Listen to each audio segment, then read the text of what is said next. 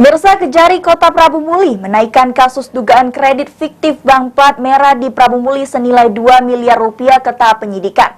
Selain menggeledah bank, tim penyidik tengah memeriksa sejumlah saksi, baik dari debitur, pihak bank, dan pemilik jaminan.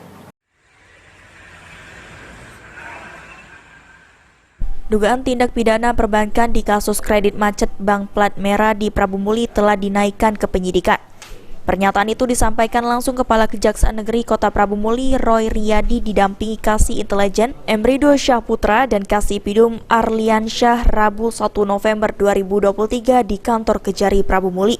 Dalam keterangannya, Roy Riyadi menjelaskan dugaan penyalahgunaan wewenang tersebut dilakukan oleh oknum karyawan bank dengan seorang debitur yang merupakan kontraktor.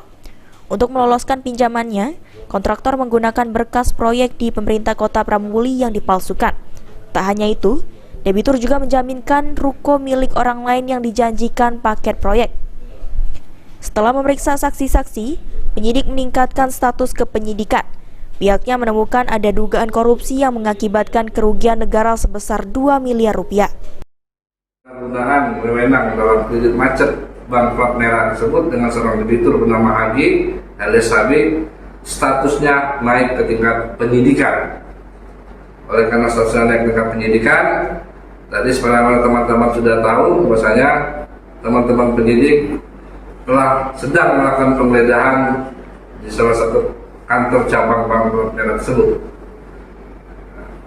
Ini penyidik masih bekerja di lapangan. Terungkapnya kasus ini bermula dari laporan yang masuk ke penyidik tanggal 24 Oktober 2023.